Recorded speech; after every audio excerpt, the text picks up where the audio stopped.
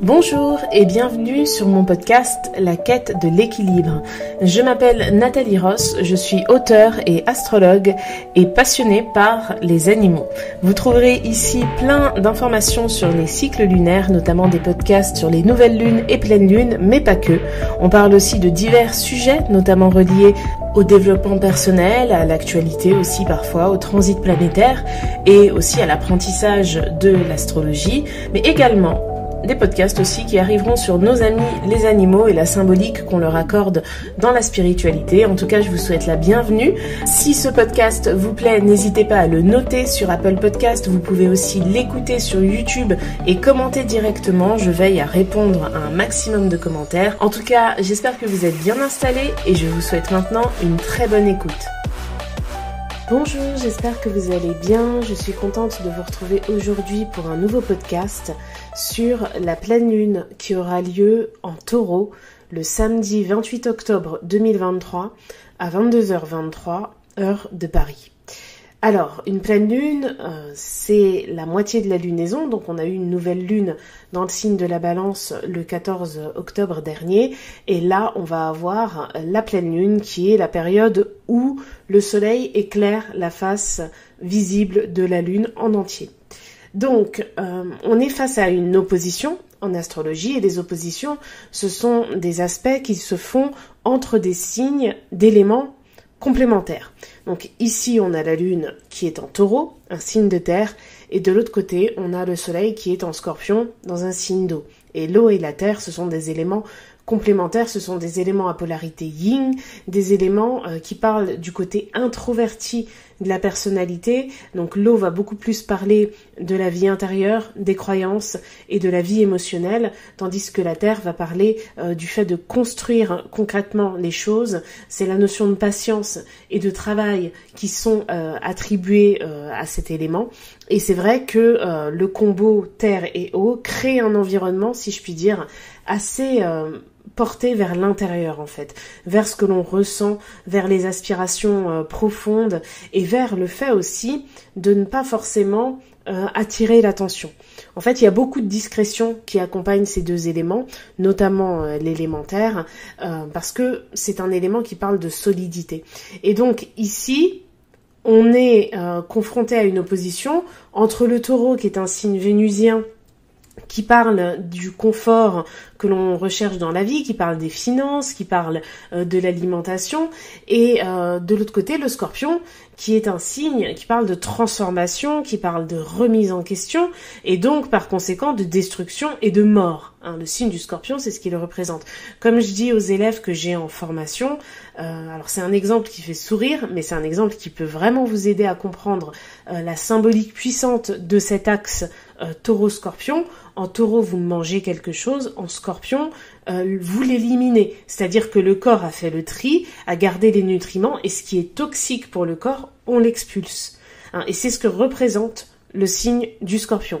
D'ailleurs, en parlant de formation, je tiens à préciser que les inscriptions pour ma formation à la découverte de l'astrologie sont ouvertes. Vous avez le lien en bio de ce podcast. C'est 40 heures de cours sur toute la lunaison qui aura lieu le mois prochain, une lunaison en Scorpion, donc du 13 novembre, au 13 décembre, 40 heures de cours en live avec des replays accessibles pour le prix de 249 €. Donc c'est une offre qui ne reviendra pas, je pense, parce que je ne sais pas si j'aurai le temps de refaire cette formation l'année prochaine. Mais si vous souhaitez nous rejoindre, n'hésitez pas, le lien est dans la bio et ce serait avec grand plaisir. C'est une formation intense sur un mois. Vous avez des témoignages aussi de la première promotion, parce que c'est une formation que j'ai déjà faite au mois d'avril dernier. Et là, on axe ça aussi sur une lunaison. Donc, bon, c'est intense, mais au moins ça permet d'acquérir les bases de l'astrologie. Donc, pour revenir à cette pleine lune, il faut savoir que l'axe Taureau-Scorpion, c'est un axe qui est associé à l'instinct de survie. Et ce qu'on remarque quand on voit la carte de la nouvelle lune, c'est quelque chose qui n'arrivera plus avant très longtemps. C'est-à-dire que tous les astres, sans exception, tous les astres sont dans des signes d'eau ou de terre. C'est-à-dire qu'on a le Soleil, Mercure et Mars qui sont en Scorpion. Au niveau des planètes rapides, on a Vénus qui est en Vierge. Au niveau des planètes lentes, on a Saturne et Neptune qui sont en Poisson, Pluton qui est en Capricorne, en sachant qu'il va passer en Verseau au mois de janvier, et on a la Lune forcément qui est en Taureau, accompagnée de Jupiter et d'Uranus. Donc la dynamique de discrétion portée par l'axe Taureau-Scorpion n'est pas reliée uniquement à cet astre, mais à tous les autres astres qui se trouvent dans des signes d'eau et de terre au moment de cette pleine lune.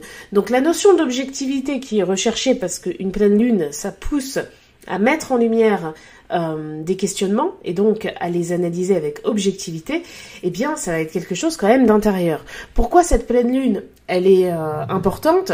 Parce que la lune, elle est proche de Jupiter. Bon, il y a Uranus aussi, on peut pas parler de conjonction à Uranus, mais la Lune reste dans le signe de ces deux-là quand même. Et Uranus et Jupiter, ils sont face au Scorpion, et en Scorpion, on n'a pas que le Soleil. Comme je l'ai dit, on a Mars et Mercure, qui sont conjoints. Et ça, c'est vraiment quelque chose de très important. Parce qu'il faut savoir que cette pleine Lune a lieu donc le 28 octobre à 22h23, mais le lendemain matin, donc le dimanche 29 octobre, la Lune, elle aura avancé dans le signe du Taureau et elle va créer une conjonction à Jupiter à 11 degrés du signe du Taureau. Et à ce moment-là, Mars et Mercure, ils seront à 11 degrés du signe du Scorpion.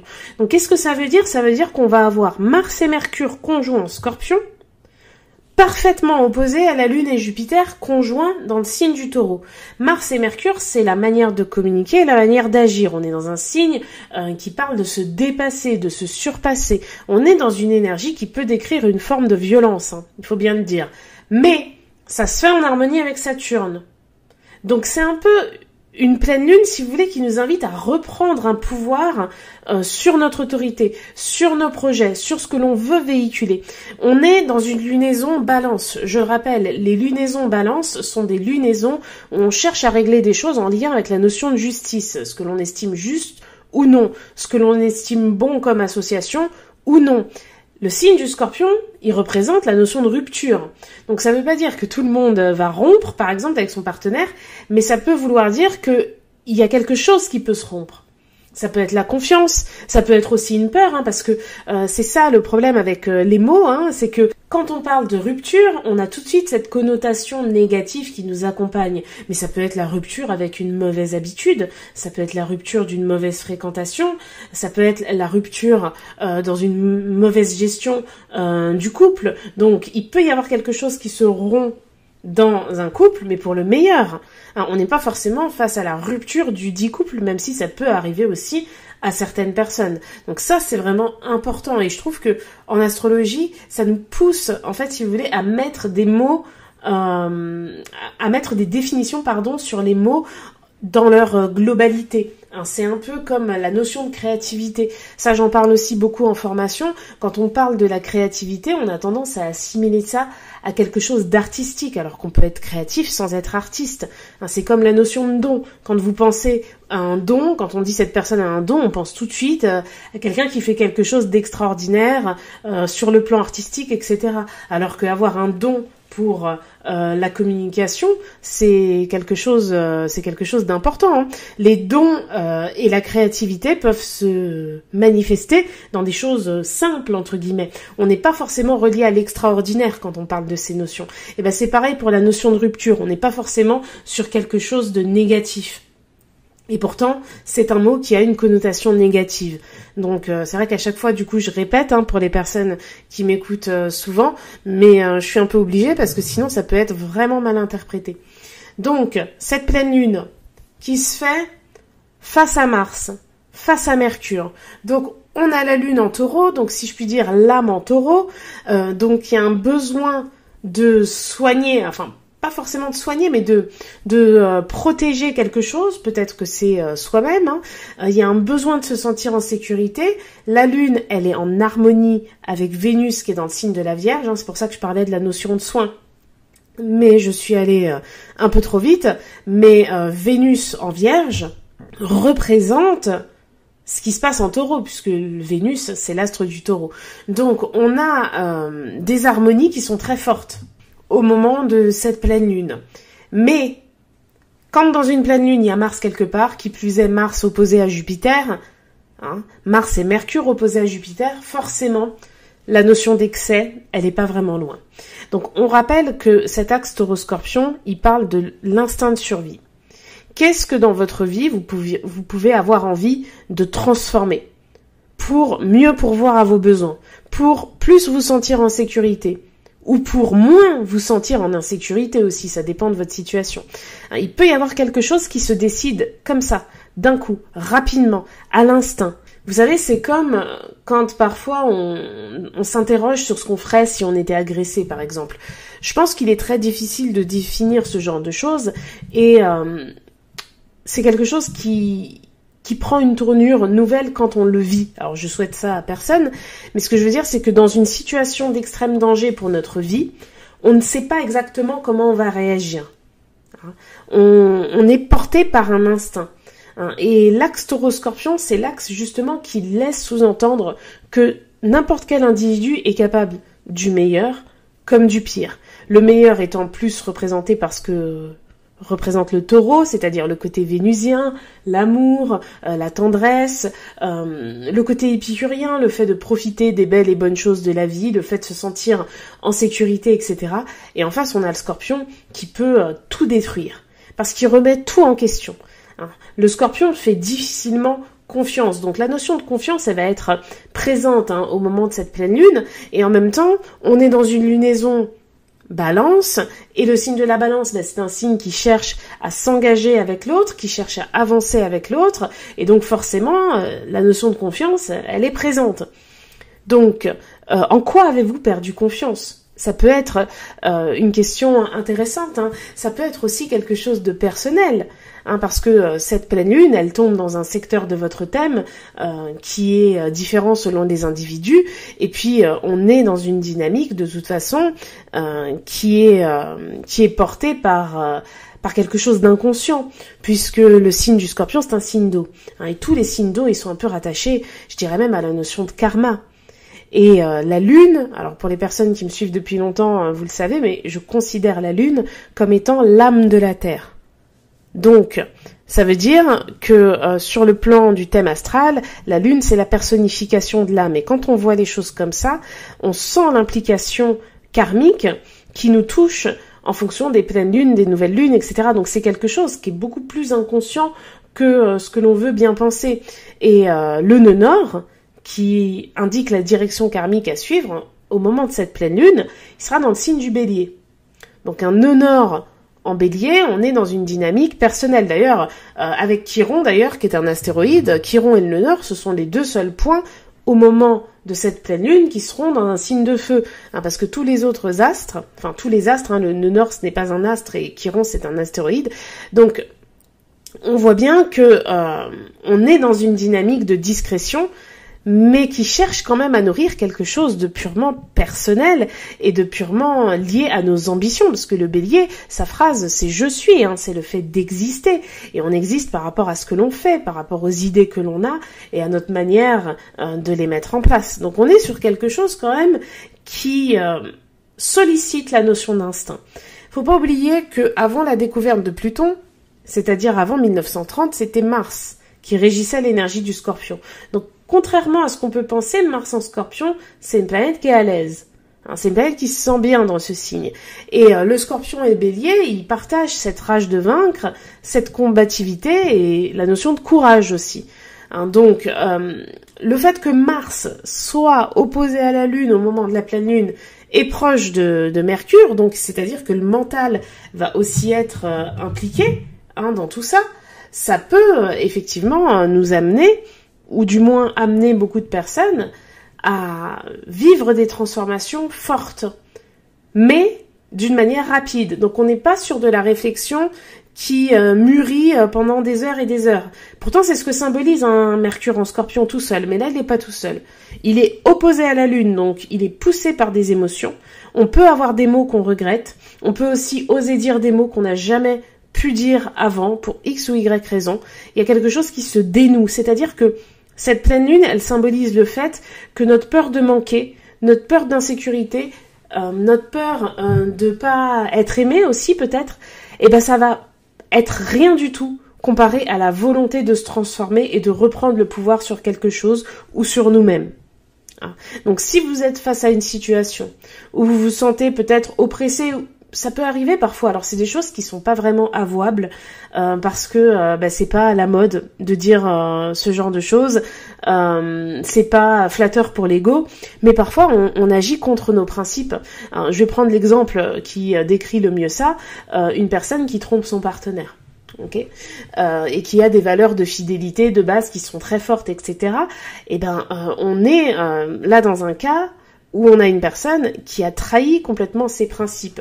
Alors pourquoi ça peut dépendre de plein de choses, mais on est face à cette notion de trahison. Et la trahison envers soi-même, c'est la plus difficile à accepter. Parce qu'on peut blâmer personne à part nous-mêmes. Et cette culpabilité, elle peut ronger. Souvent, on est dans quelque chose d'assez secret. D'ailleurs, le secret, c'est l'élément eau et l'élément terre. Donc, on est dans une configuration un peu secrète au moment de cette pleine lune. Ça veut dire que tout ce qu'on va vouloir mettre en place ou tout ce qu'on va transformer, c'est peut-être pas quelque chose qu'on va officialiser directement. C'est peut-être pas quelque chose qui sera facile d'assumer publiquement. Parce que on va aller chercher quelque chose que l'on désire vraiment. Je désire, c'est la phrase du Scorpion. Et la saison du Scorpion, avec Mars qui l'accompagne, le Soleil, c'est une saison qui est assez intense. N'oubliez pas que jusqu'en 2026, les saisons du Scorpion, elles se vivent en opposition à Uranus, l'astre du changement. Donc ça veut bien dire que pour se transformer, il y a des changements forts à mettre en place et c'est pas forcément facile. Et c'est des changements qui semblent venir titiller quoi? Eh bien, qui semblent venir titiller notre besoin de sécurité, vu qu'on a Uranus qui est dans le signe du Taureau. Donc, d'un côté, on a une prise de risque, alors qui peut être une prise de risque financière, je tiens à le préciser, puisque c'est aussi un axe qui parle de la notion d'investissement, mais c'est pas forcément ça.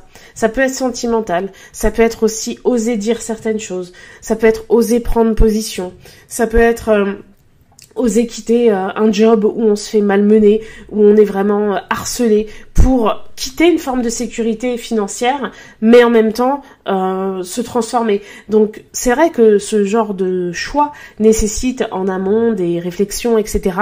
Mais au moment de cette pleine lune, l'instinct sera plus fort que tout.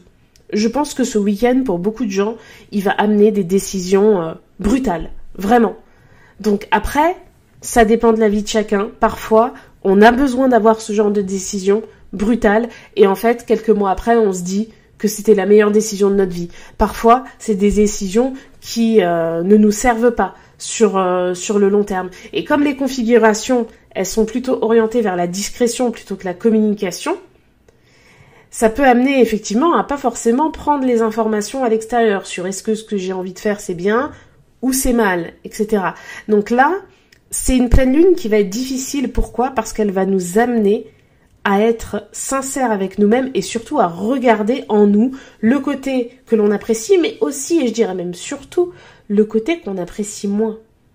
Parce que c'est facile de regarder ses qualités et d'être fier de ce que l'on a pu accomplir, qui est socialement acceptable. Par contre, nos démons intérieurs, entre guillemets, les pulsions qu'on peut avoir dans tous les domaines, vraiment. Et on a tous des choses comme ça, parce qu'on a tous un jardin secret. C'est ça qu'il va falloir regarder en face. C'est-à-dire que si, dans notre vie, on a actuellement des choses dont on n'est pas satisfait, on va avoir deux manières de l'exprimer, c'est-à-dire que la première, ça va être l'exprimer ouvertement, aux autres, donc on va avoir un storytelling par rapport à notre malheur, clairement. Et ensuite, la deuxième manière de l'exprimer, ça va être intérieur, avec toutes les informations qu'on n'aura pas données aux autres. Exemple, je reprends l'exemple du couple parce que c'est quelque chose qui parle à tout le monde, mais gardez vraiment à l'esprit que ce que je dis là, ça peut s'adapter à toutes les situations. Exemple, une personne vient de se faire quitter par son partenaire. Donc, par rapport à ça, elle ressent des émotions et elle va les confier, en fait, à un ou une amie. Elle les confie, elle raconte l'histoire et automatiquement, l'histoire va forcément la tourner en personnage principal de l'histoire puisque c'est elle qui raconte et dans l'histoire, tous les arguments laisseront penser que le partenaire qui est parti, il avait tort. Quand on est dans ce genre de configuration et qu'on est submergé par les émotions, donc on est en souffrance, il n'y a pas d'objectivité. Donc ça veut dire que la personne, elle va pas dire que oui, il est parti, mais c'est vrai que moi aussi, dans la relation, il y avait ça qui allait pas, plusieurs fois j'ai fait ça. On va le dire sur certaines choses qui sont socialement acceptables. Mais vous n'allez jamais avoir une personne manipulatrice, par exemple, qui va vous dire, une petite, mais je l'ai manipulée quand même. Ça n'existe pas.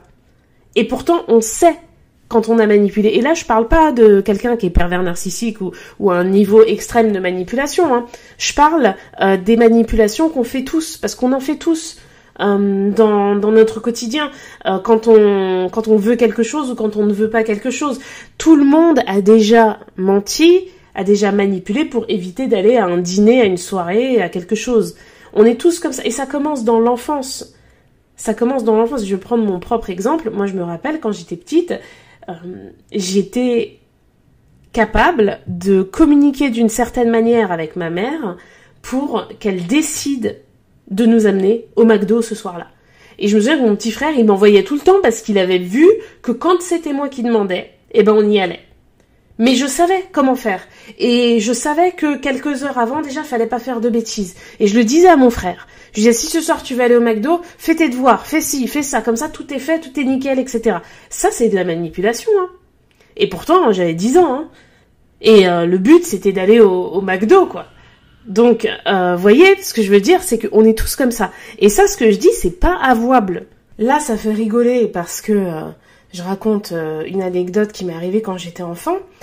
Mais à l'âge adulte, on est pareil. On est pareil avec nos amis, avec nos collègues, avec nos parents, même avec nos enfants, hein. On est comme ça. Mais c'est pas avouable. C'est pas politiquement correct de le dire. Alors l'idée là, c'est pas forcément de l'exprimer, parce que je pense que si on a cette partie-là qui n'est pas avouable, c'est aussi pour préserver certaines relations. C'est aussi notre mode de fonctionnement, hein. Je compare ça à la Lune. Vous voyez, la Lune, on ne voit qu'une partie. C'est-à-dire qu'elle tourne autour de la Terre aussi vite qu'elle tourne sur elle-même. Donc ça veut dire qu'elle nous montre toujours la même face. Bien sûr, on a réussi à envoyer des sondes, etc. pour voir l'autre côté. Mais nous, d'un point de vue terrien, de base, sans technologie, on n'est pas censé voir ça. Je pense que c'est comme l'humain, en fait. On n'est pas censé tout dévoiler. Alors je sais qu'aujourd'hui la mode est à l'authenticité, hein, notamment sur les réseaux sociaux. Il faut montrer même quand ça va pas. Il faut montrer aussi quand on se sent moche, parce que si on se montre que sous son meilleur jour, on fait culpabiliser les autres.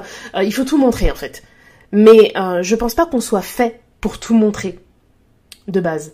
Et d'ailleurs, on le voit, les personnes qui montrent énormément de leur vie personnelle sur les réseaux sociaux, alors à outrance, hein, moi je dis pas ça pour juger, mais quand elles en parlent, il y a un moment donné où ça leur pèse.